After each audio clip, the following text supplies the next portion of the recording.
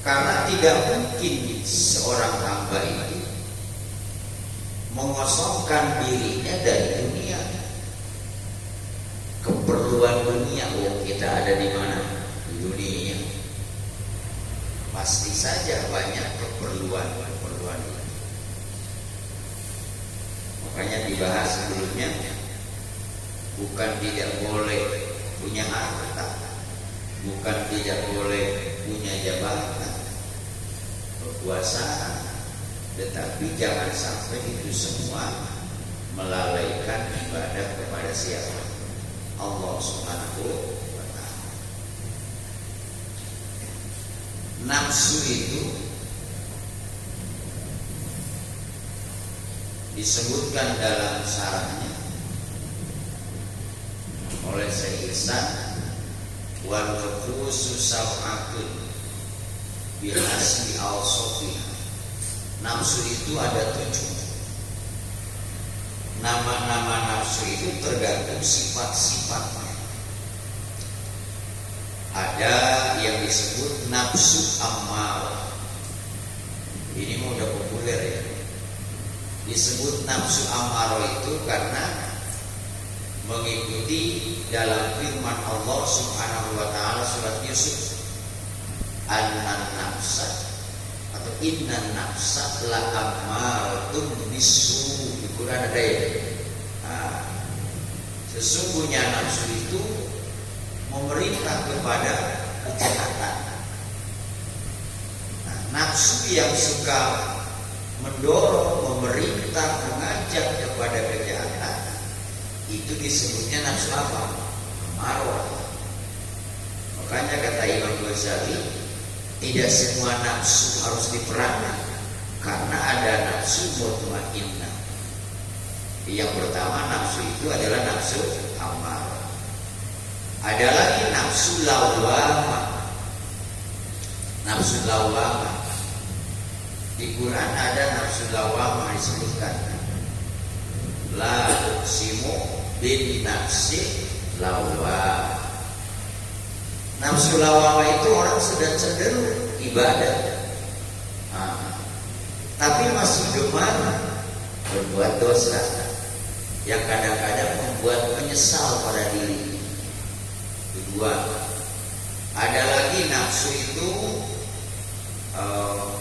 nafsu mulhamah. Ada lagi nafsu itu nafsu mutmainnah. Ada lagi nafsu itu nafsu mardiyah. Ada lagi nafsu kamilah, banyak ya 7. Nanti di lain kesempatan.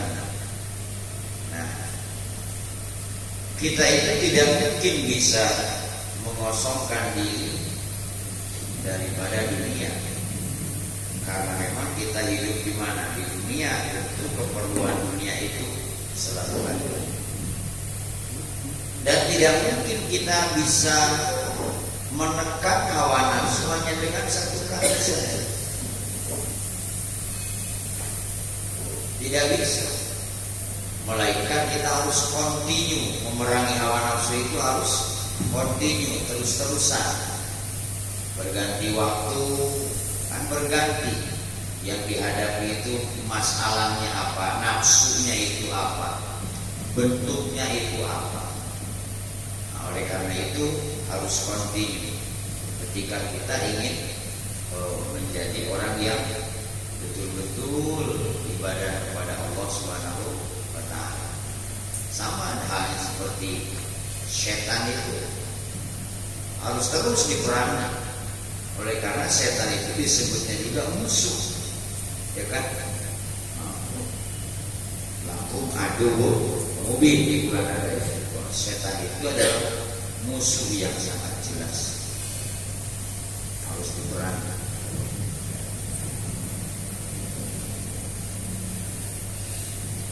Idhiyal mutiyatu wal alat. Idhiya karena itu nafsu, al mutiyatu adalah satu kendaraan. Kendaraan rukun.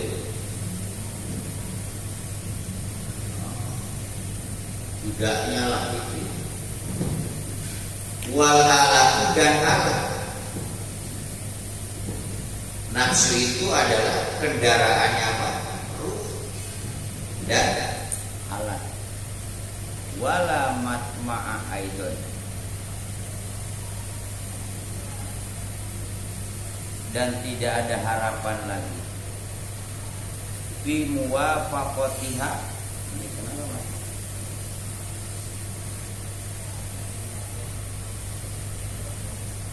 Dalam menyamainya alama yaksiduhul abdu, alama karena perkara yaksidu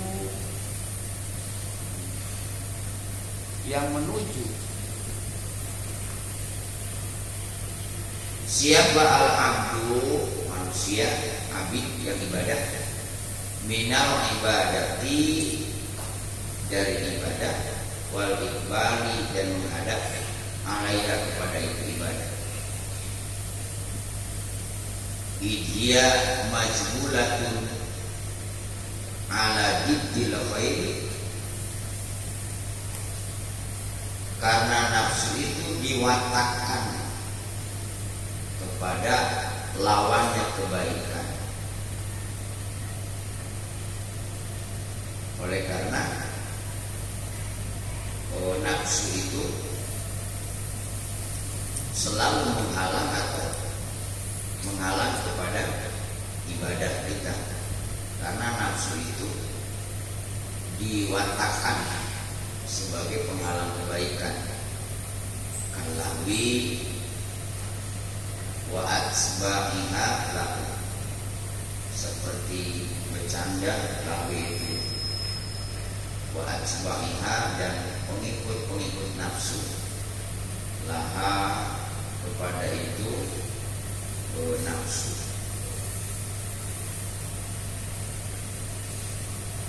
Padahal tidak, maka dibutuhkan ketika demikian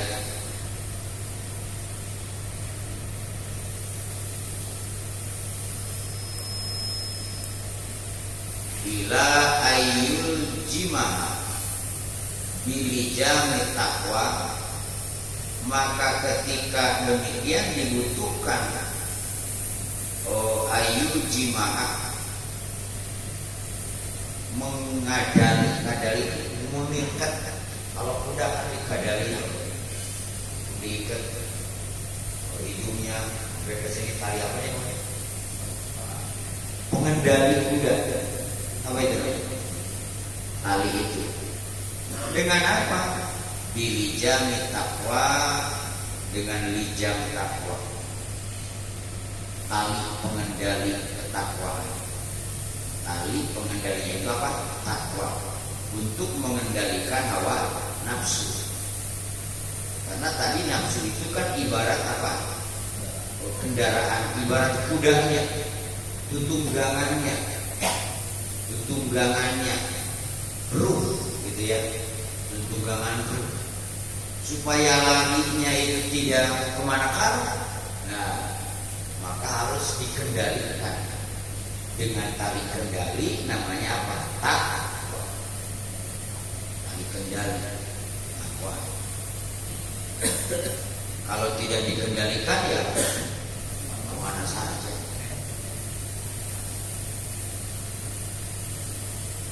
Makanya Kiai suka nyebut nafsu itu bukan dibunuh, tapi dikendalikan. Kalau dibunuh ya berarti kita tidak punya nafsu. Kan nafsu itulah yang mendorong orang punya keinginan. Tinggal keinginannya itu kepada kebaikan atau kepada kejahatan. Makanya ulama membagi nafsu itu menjadi 7 bagian. Ada nafsu yang mengajak kepada kejahatan, ada juga nafsu yang mengajak kepada kebaikan. Paling mudah kita kenal nafsu amarah dan nafsu mutmainnah. Kalau nafsu mutmainnah itu kan yang tentram jiwanya. Bahkan orang-orang yang tentram jiwanya, iman kepada Allah itu dipanggilnya juga ya ayat Tuhan nafsul mutmainnah, irji'i ila rabbiki radiyatan mardiyah. Nah, takwalah pengendali. litabqa supaya tetap itu nafsu lahu, litabqa supaya tetap nurut itu nafsu lahu kepada abdi itu manusia yang sedang lagi beribadah. Diperlukan tali kendali takwa itu adalah agar nafsu mengikuti kita, jangan kita yang mengikuti nafsu. Kan kalau ada orang berbuat salah suka disebut apa itu? Kebawa nafsu gitu. Nah, karena nafsu apa? Kendaraannya. Walatan qati'a watan qadalahu falatatmu. Gini dia. Walatan qati'a maka tidak terhalang. Watan qadalahu dan nurut nafsu lahu kepada abdi. Falatatmu maka tidak melampaui batas, tidak melawan itu nafsu. Tatwa melampaui batas. Kata orang Sunda mengkawaran. Maka dipegang, dia menurut itu nafsu kepada abdi, dia ditebang kawaran itu nafsu. Artinya tidak melampaui batas sehingga membawa kita ke jurang kecelakaan. Itu nafsu. Berarti itu mengendalikan apa? Nafsu, karena bukan pada orang lain nafsu itu, adanya pada diri kita. Yang membuat orang berbuat jahat, punya hati serakah, mendendam, itu apa? Nah, nafsu, akibat nafsu. Bayastamiluha fil masalihi wal marasyid. Maka karena nafsunya terkendali, maka si abdi itu beramalnya itu dalam kemaslahatan, masolih. Kalau nafsunya itu sudah dikendalikan oleh akal, dikendalikan oleh iman, dikendalikan oleh ketakwaan tadi, maka si hamba ini, manusia ini akan beramalnya itu apa? Masolih, kemaslahatan. Ya, maslahat itu kebaikan buat dirinya, maslahat buat keluarganya, buat tetangganya, buat lingkungannya. Sehingga dia akan merasa rugi kalau satu hari saja tidak berbuat kemanfaatan, tidak berbuat kemaslahatan. Wal marosyidi, dan jalan yang benar. Nanti berbuatnya itu karena nafsunya sudah terkendalikan, maka yaitu perbuatannya jadi benar. Wa yamna'uha minal mahaliki wal mafasidi, dan akan mencegah dari segala perbuatan kerusakan, yakni mafsadat, mahalik, mafasid. Dari perbuatan-perbuatan kerusakan itu akan tercegah, terhalang dari berbuat kejahatan. Fayaqudu idan fi qat'i hadhihi al-aqabati wa yasta'inu billahi jalla dzikru 'ala dzalik. Maka si abdi akan tanda idan ketika itu biqat'i hadhil aqabati, dalam memutuskan atau menempuh ini aqabah. Kalau orang yang sudah bisa mengendalikan nafsunya, maka ia akan melewati pendakian kerumitan yang ini. Wa yasta'inu billahi jalla dzikruhu, dan memohon pertolongan kepada Allah Subhanahu wa taala yang Maha Agung. Falamma faragha min qatnya raja'a ila qasdil ibadati, setelah ia mampu mengendalikan nafsu yang tadi, mengendalikan nafsu untuk tidak berbuat kejahatan, mengendalikan nafsu untuk tidak berbuat kerusakan. Nah, maka kembali si abdi ini setelah selesai urusan itu, ia untuk menempuh, kembali menempuh. Tujuannya itu untuk melaksanakan apa? Ibadah. Fa'ida awaridun ta'tariduhu patas ghalam anil iqbali ila maksudi.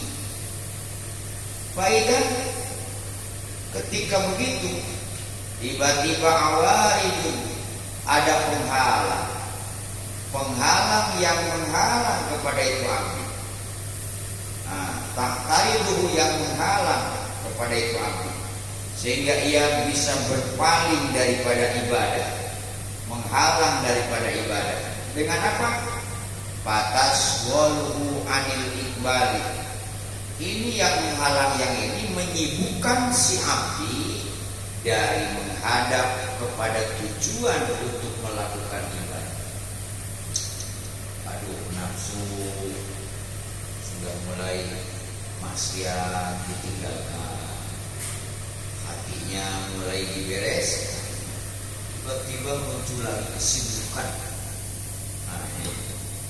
Sibuk maning, timbul lagi kesibukan yang menghalang kepada tujuan untuk melaksanakan ibadah.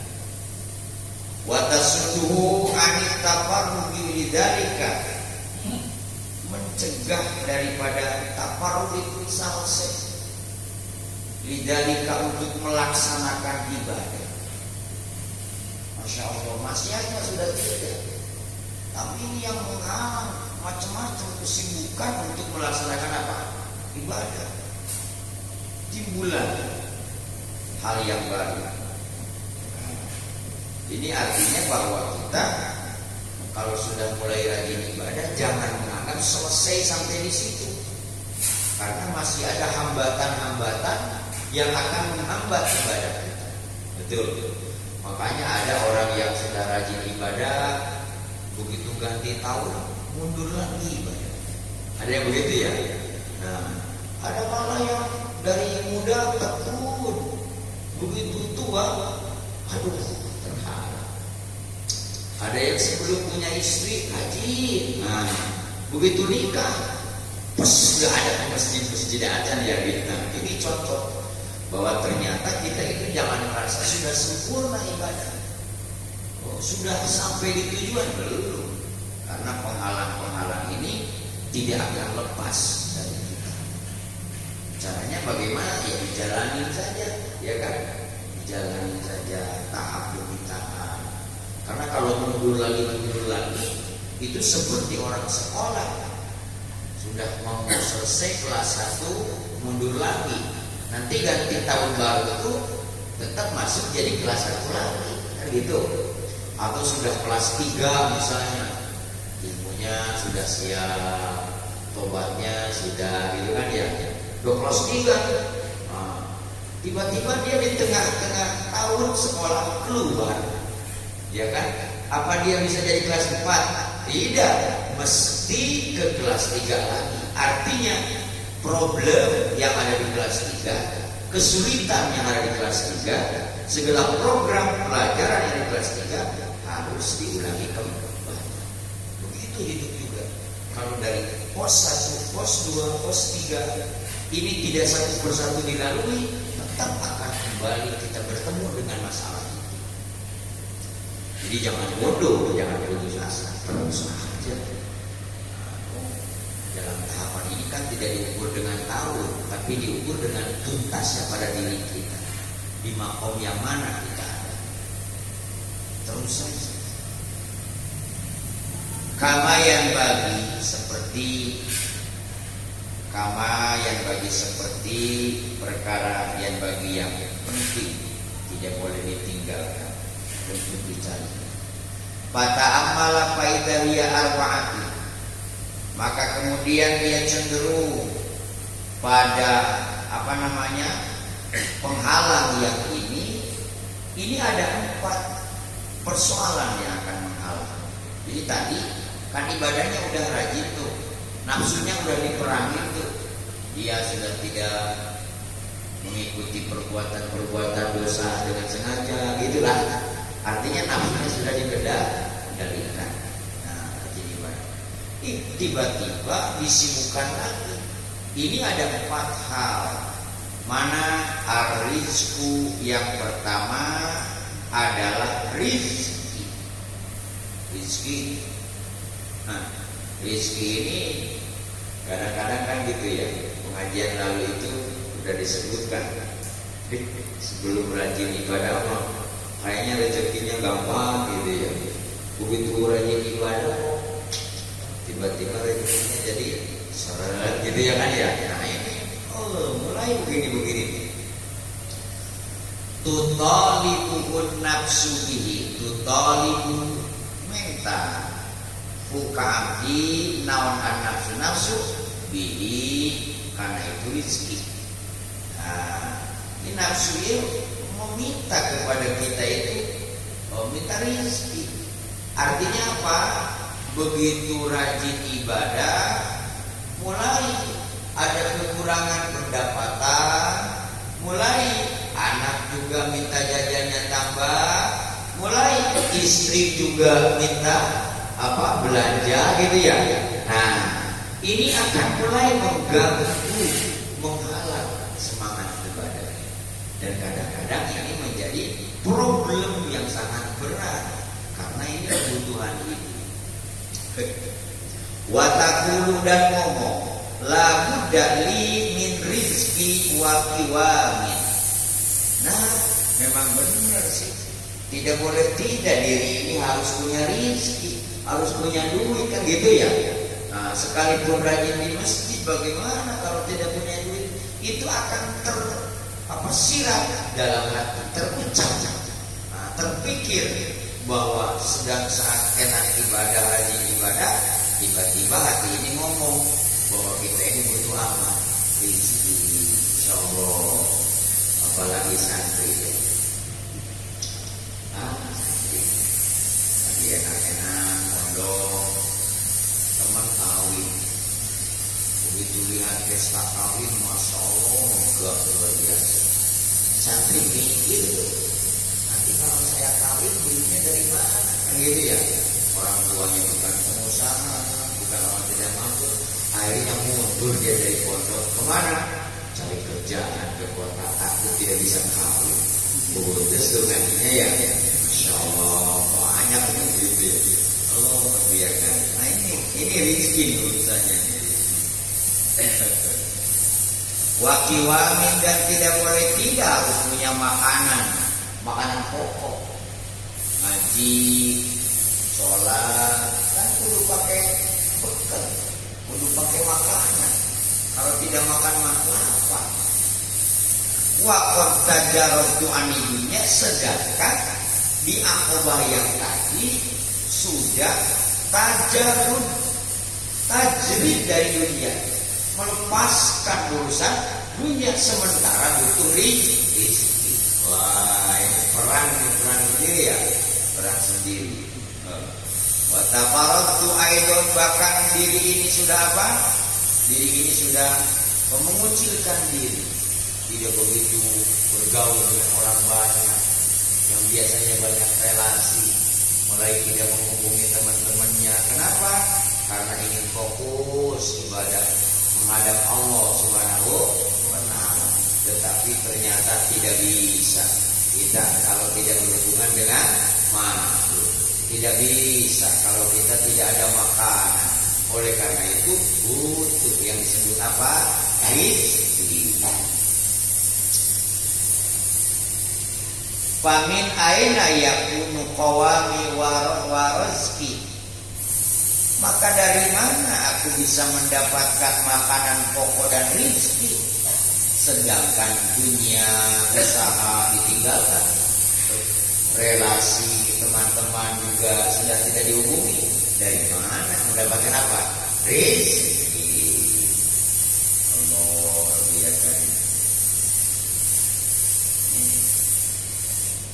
Hanya tajri itu kalau sudah dimutasibik, yang penting bisa ibadah saja, jangan melepasin kerja, ya kan? kok bisa kerja, bagaimana Allah saja kan. Wih, hebat sekali ya.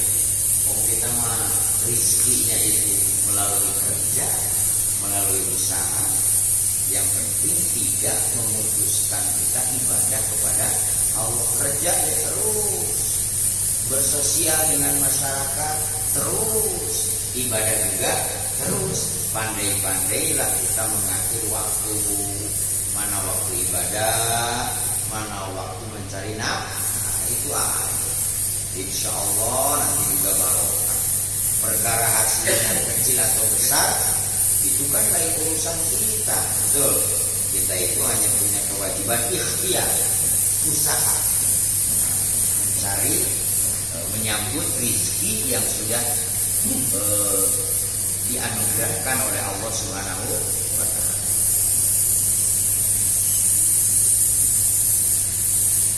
Wasani al-akhtaru min kulli syai'in yakhafu aw yarjuhu aw yuriduhu aw yakrahuhu wala yadi solahahu fi dzalika.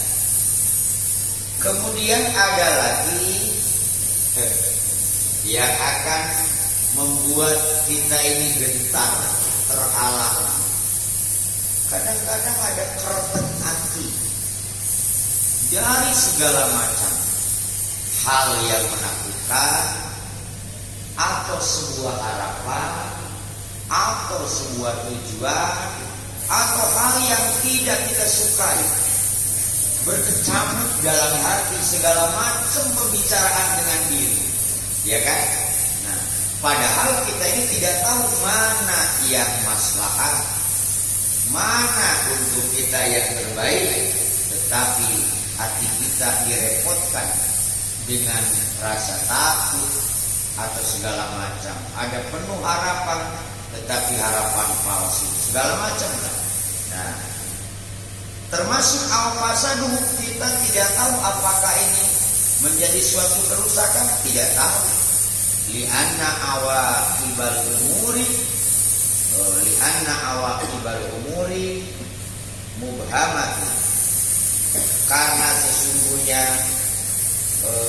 akobah umur, pendakian urusan, tanjakan dalam ibadah itu sama. Fayastabilu qalbuhu biha, maka ia fayastabilu qalbuhu biha, maka ia bimbang, hatinya itu disibukkan dengan penuh kebimbangan yang terucap dalam hatinya itu tadi. Itu bimbang dengan ada rasa takut, tapi kadang kita berharap dalam macam. Nah, itu timbul di dalam hati. Fainahu rubama waqa bi fasadin aw mahlakati. Jangan-jangan ini yang terjadi itu apakah ini adalah sebuah kerusakan, atau mahlakatin adalah sebuah kecelakaan bagi dirinya. Jadi banyak hal-hal yang menakutkan. Kalau tidak punya usaha, nanti anak makan apa kan itu ya. Kalau tidak kerja, nanti bagaimana bayarnya. Yang tadi lah, itu akan berkecamuk di dalam hati orang yang beribadah. Sehingga ketika salah nanti bisa terjadi, akibatnya yaitu terkalahkan niat ibadahnya itu dengan keinginan yang baru. Dan memang nyata kita itu sangat memerlukan untuk persoalan-persoalan yang ada dalam pikiran, seperti halnya rezeki. Wasalisu as-sadaidu wal masaibu tunsabu alaihi min kulli janibi la siyaman wa qadin tasoba li mukhalafatil haqq wa muharabati syaitan wa mudadatin nafs wa mudadatin nafs. Yang ketiga adalah dari yang empat tadi, yaitu kesusahan, sadai kesusahan. Kehidupan manusia itu kesusahan. Kadang-kadang ya begitu lah. Kalau lagi rajin ibadah itu malah diujinya itu dengan segala macam kesulitan, susah. Bahkan masoib, banyak musibah. Ya Allah, begitu melangkah rajin ibadah musibah saja. Allah biarkan. Nah, musibah yang mana? Yang tansobu alai datang itu musibah kepada abdi min kulli janibin, dari setiap penjuru. Musibah anak, musibah istri, musibah penyakit, musibah penipu orang. Wah, Masya Allah, ya kan? Ini menimbulkan kegoncangan apa? Jiwa, ya kan? Menimbulkan kegoncangan. Masya Allah. Nah, itu akan datang. Ini ceritakan biar kita ini dalam menjalaninya sudah tahu rumusnya kan. Jadi ketika sedang ibadah timbul ini jangan kaget. Itu artinya akan dinaikkan peringkat, akan dinaikkan derajat, dinaikkan martabat. Yang penting kunci-kuncinya dengan apa kita mengendalikannya. Insya Allah. Ada yang gitu ya. Orangnya udah kurang rajin ibadah, majunya takut, tapi kok hidupnya musibah melulu gitu kan ya. Nah, padahal kalau kita berhusnuzon kepada Allah, mungkin ada hal yang akan Allah bersihkan pada diri kita melalui apa? Musibah. Atau karena memang kalau memang orang itu sudah taubat, tidak punya dosa, bisa saja karena Allah ingin menaikkan derajatnya dengan kesabarannya. Gitu. Jadi jangan suka pusing ya. La siyaman faqad tasobal mukhalafatil khalqi. Terutama datangnya itu musibah li mukhalafatil khalqi.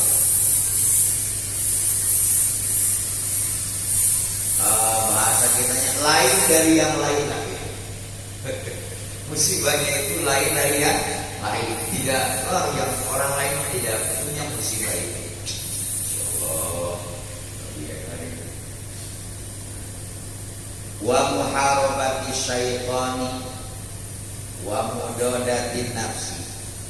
Fakam min gussatin yatajarru'a wa kam min syiddatin tastahbil. Wa kam min hammin wa hazanin yaqari wa kam min musibatin tatalaqqa. Masya Allah, ya kan.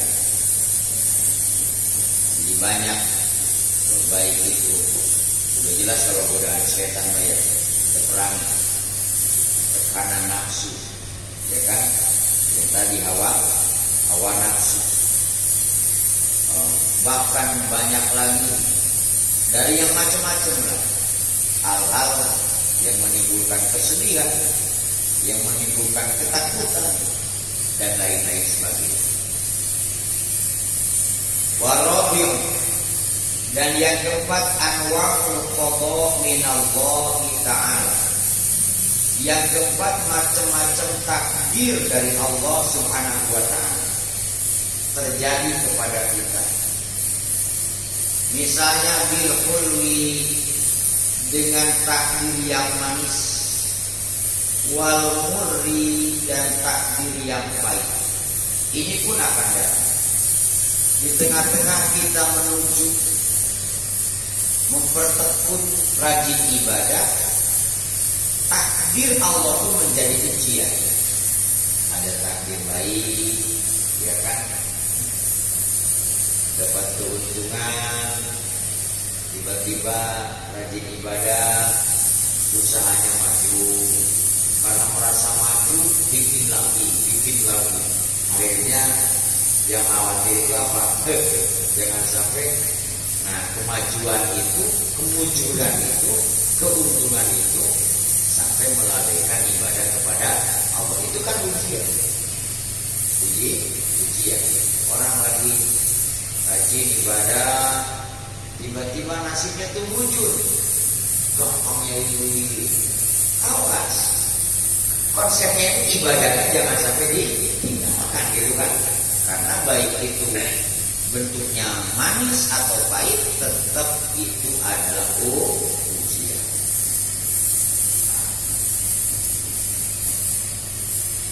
Halan baik, halan pahala, waktu demi waktu itu akan ada takdir yang manis dan takdir yang pahit.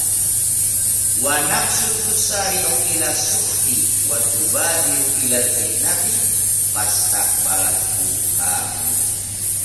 Wa nafsu, sedangkan nafsu tusari'u ila suhti wa tubadiru ila al-fitnah. Nafsu itu suka terburu-buru berkeluh kesah. Kalau dikasih takdir pahit itu terburu-buru keluh kesah. Dia kan merasa bagaimana lah, kita sukti misalnya mabok lah gitu ya, atau menimbulkan hal-hal yang tuba dirilah fitnah yang mengarah kepada fitnah. Inilah yang perlu kita perhatikan dalam menghadapi ibadah kepada Allah Subhanahu wa taala. Jadi 4 tadi itu bisa juga menimbulkan kita berpaling dari ibadah kepada Allah Subhanahu wa taala. Ada rezeki, kemudian apa lagi tadi? Setelah rezeki misalnya ada juga kegoncangan hati, kegoncangan jiwa. Kemudian kesulitan, musibah, dan yang keempat takdir Allah Subhanahu wa taala. Nah, hal ini nanti diperlukan untuk menempuhnya itu ada 4 perkara. Insyaallah mudah-mudahan nanti kita ada umur panjang bisa dilanjutkan lagi. Tapi pada intinya bahwa kita ini jangan pernah merasa ibadah sudah sempurna, sudah sampai pada tujuan. Karena memang suatu saat kita ini akan mendapatkan rintangan. Tidak ada jalan yang lurus. Di jalan tol saja suka ada batu kerikil, begitu ya. Malah di dalam rumah juga yang disapu setiap hari, setiap pagi, setiap sore, kadang-kadang ada saja kerikil, ada saja kotoran. Begitupun kehidupan. Tidak ada kehidupan yang mulus tanpa rintangan. Tidak ada cita-cita yang tanpa godaan. Melainkan kita harus terus istiqomah agar sampai kepada tujuan mardhatillah, mendapatkan ridho Allah Subhanahu wa taala. Diceritakan itu agar kita selalu waspada, selalu hati-hati, tidak tergelincir dengan hal-hal yang merugikan kita, baik itu di dunia ataupun di akhirat. Harapan kita berdoa kepada Allah Subhanahu wa taala, mudah-mudahan kita diberikan hidayah taufik, bisa istiqomah dalam ibadah, diberikan kekuatan untuk menghindar dari perbuatan-perbuatan tercela, baik lisan, baik perilaku atau etikat, agar kita ini terus dibimbing oleh Allah. Begitupun mudah-mudahan kita doakan keluarga kita juga sama, diberikan hidayah taufik agar menjadi orang-orang yang soleh dan solehah. Al-Fatihah.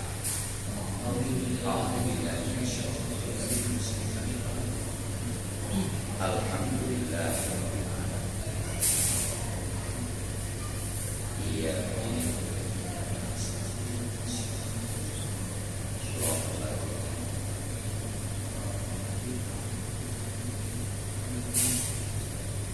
Insyaallah dia mendatang materinya kita tambah dengan betul muin fikih ibadah agar kita bisa praktek cara memilih air, cara-cara berwudu, istinja, sholat dan sebagainya. Mudah-mudahan saja kita sehat, panjang umur, para asatidz dan para jamaah juga oleh Allah diberikan kemudahan, urusannya dilancarkan. manfaat dunia akhirat. Mari kita berdoa bersama-sama. Allahumma sholli wa sallim wa barik alaihi amin ya rabbal alamin. Alhamdulillahirabbil alamin. Alhamdulillah ya ma'bud. Hamdan yuwafi ni'amahu wa yukafi masyidahu. Allahumma sholli wa sallim wa barik ala sayyidina Muhammad wa ala alihi wa sahbihi. Rabbi fa'na ma'allamtana Rabbi 'allimna alladhi yanfa'una. Rabbi faqihna wa faqih ahlana wa qarabati lana fi dinina. Allahumma barik fi auladina wa la tadruhum wa waqifna birrahum birahmatika ya arhamar rahimin. Allahumma ij'al auladana wa dzurriyyatana min ahli ilmi wa ahli khair wa la taj'alhum min ahli jahli wa ahli dayyur. Rabbana atina fid dunya hasanah wa fil akhirati hasanah wa qina adzabannar. Subhana rabbika rabbil izzati amma yasifun. Wassalamu ala mursalin walhamdulillahi rabbil alamin. Al-Fatihah. A'udzu billahi minasy syaithanir rajim. Bismillahirrahmanirrahim. Alhamdulillahi rabbil alamin. Arrahmanir rahim. Maliki yaumiddin.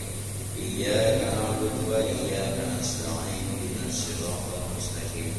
Shiratal ladzina an'amta 'alaihim ghairil maghdubi 'alaihim waladdallin. Assalamualaikum warahmatullahi wabarakatuh. Kita akhiri sholawat sama-sama. Maulaya